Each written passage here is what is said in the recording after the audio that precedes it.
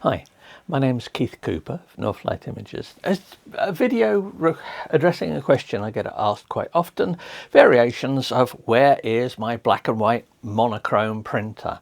Why can't I get a printer for printing black and white photos? Seems reasonable enough. It is just the inks, people say. Well, yes, there's a lot more to it than that, and this is something that goes back quite a long way. I first tested black and white printing 25 years ago. In fact, I did a review of a monochrome ink set, also getting on for about 20 odd years ago. I put links in the notes if you're curious to see the stuff I did, because some of that is still relevant. In particular, software QuadToneRIP, which I'll return to, is still available, still there if you really want to do this stuff. So 20 years ago, I tested some monochrome inks. In fact, this is a print that normally sits in my office over there. It's a version, it's from scanned film, and it was printed using a monochrome ink set. The inks themselves haven't faded at all.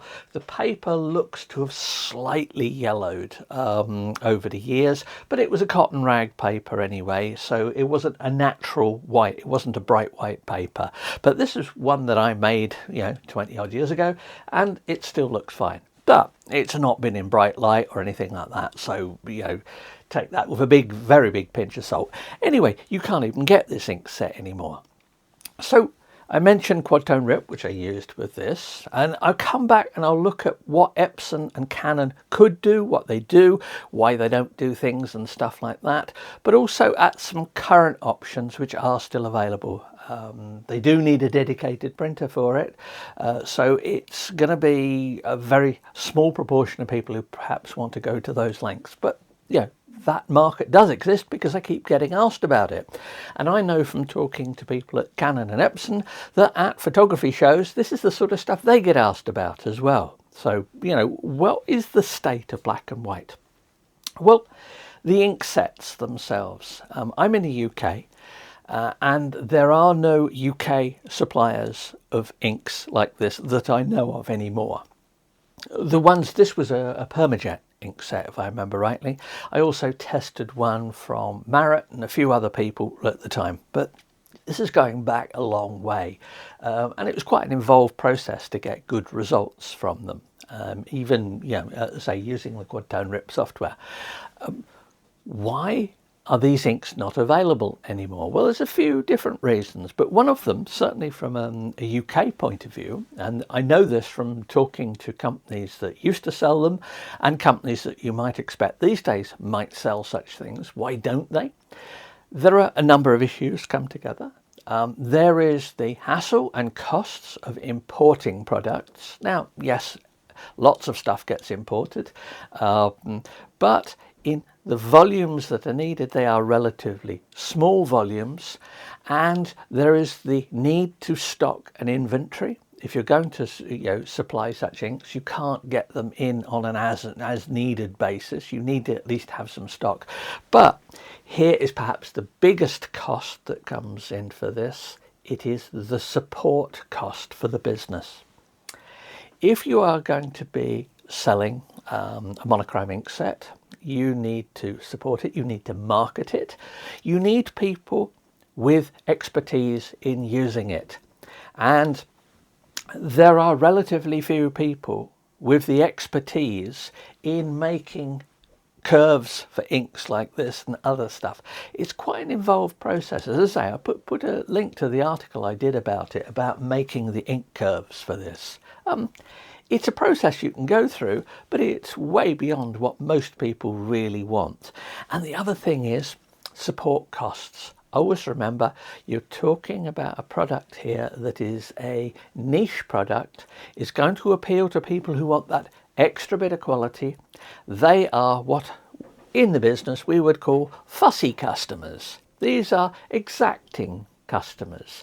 These are ones who come with high support costs. It's one of the reasons I don't offer a custom ICC profiling service.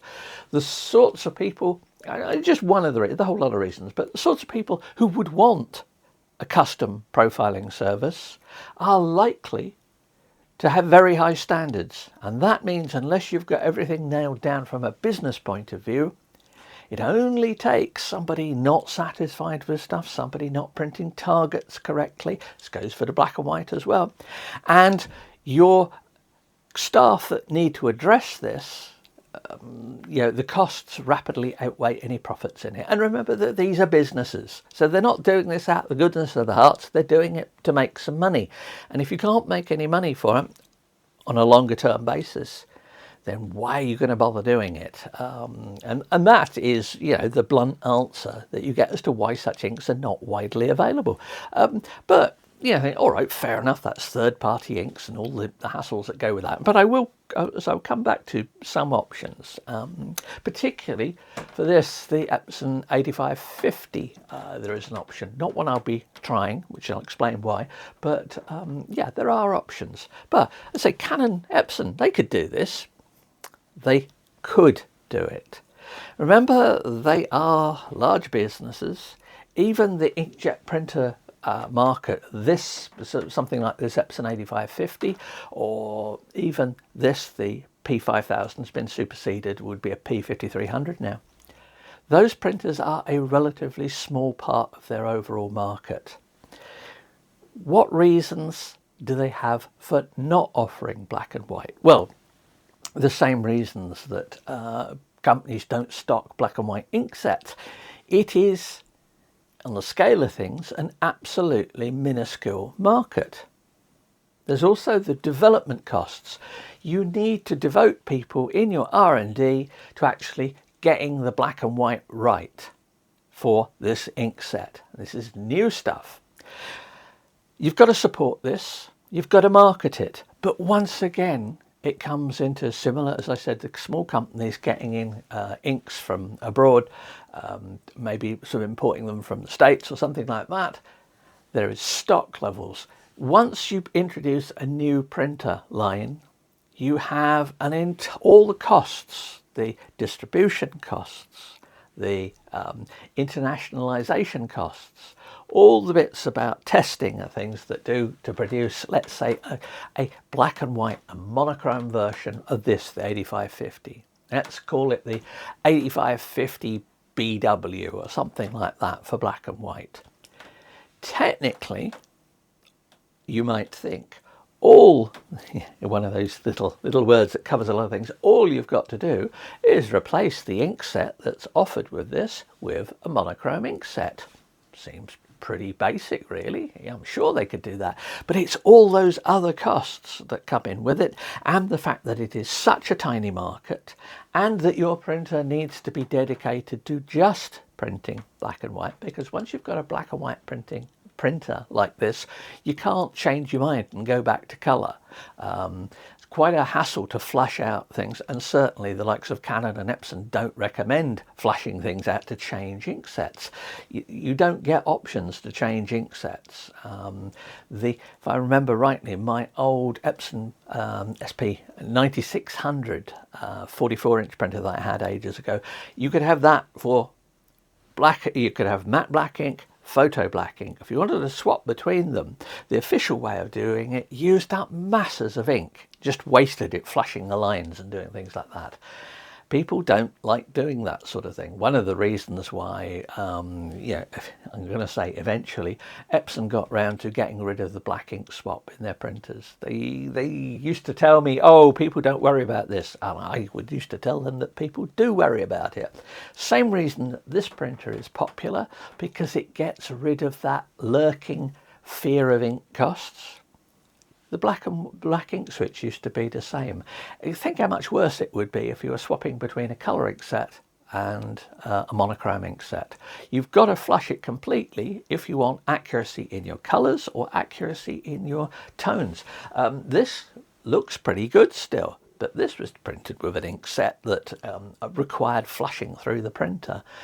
It was a printer I was not wanting to use much anymore, so I was happy with repurposing it for this.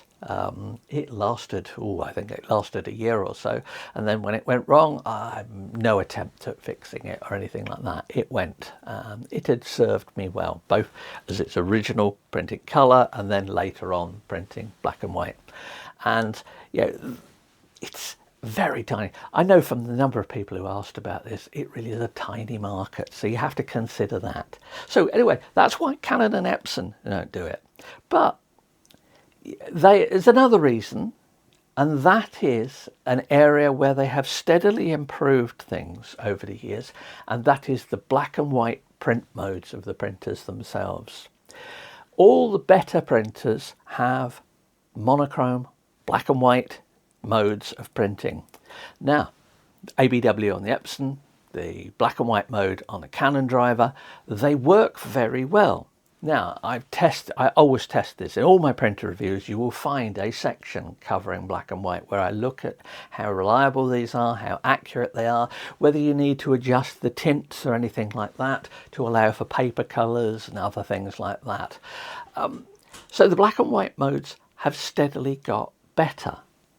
That reduces the inclination to make specialist black and white printers. Now, I still think it would be worth Epson's while introducing a special edition of this with black and white inks in it, just to see what happens, as to whether it really did, take off, whether there was the interest in printing monochrome. Whether it's commercially worthwhile or not, I really don't know. But, it would be something I'd certainly love to test. But anyway, those black and white modes, they're getting better. They could do better. They could have aspect of linearization, various other bits and pieces in them. But these are tweaking things. The basics are there. And if the basics are there, that is good enough for 90%. Now, a lot of people use the term good enough in a pejorative manner. I don't. Good enough means exactly that. It means it is good enough for most people.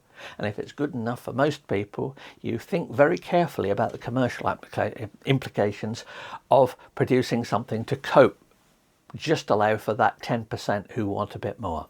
But I mentioned there are still ink options. There is the piezography system, which has been around for years in the US, and the inks developed by John Cohn years ago. That is a system that works well, excellent for black and white printing, although they've run into problems because certainly Epson's printers, which they tended to be Epson printers, were supported by these. The problem with it was that you've got difficulties using third-party cartridges in the US, because in the US Epson are allowed to put in firmware things that stop you using third-party cartridges.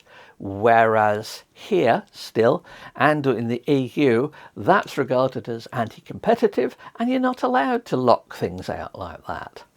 So it depends on how much you really value your consumer protections in a way as to with that one. But there are ways around it and things like that. If you're interested, have a look at just do a search on Cone black and white monochrome inks. One other one which I will mention, I said to come back to using with this, and this is a set of inks called CarbonPrint for the 8550, will work in the 8500 as well, and that's by a German company, Farbenwerk.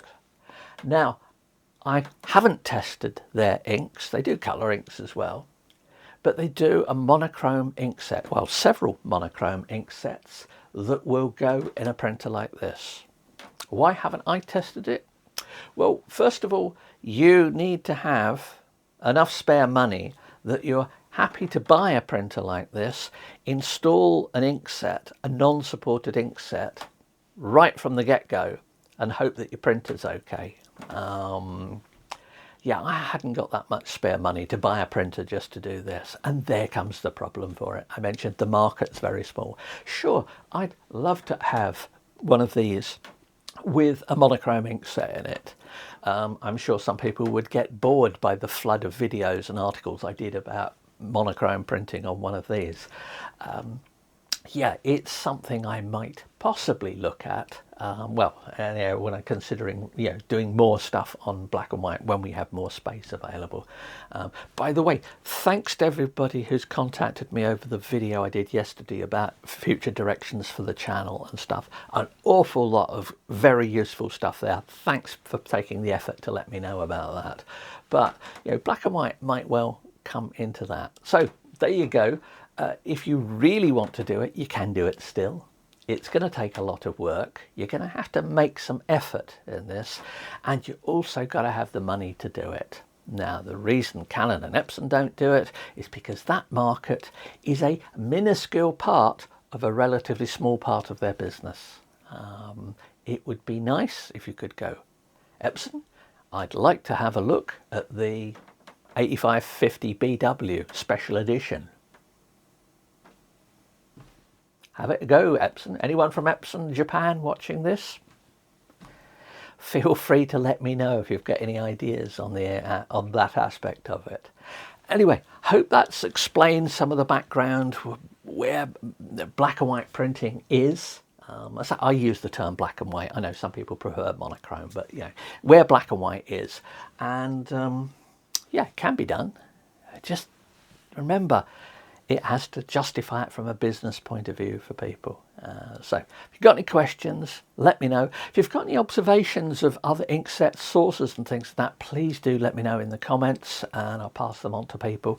And because it is an area I do get regular requests for more information about. So thanks for watching, and bye.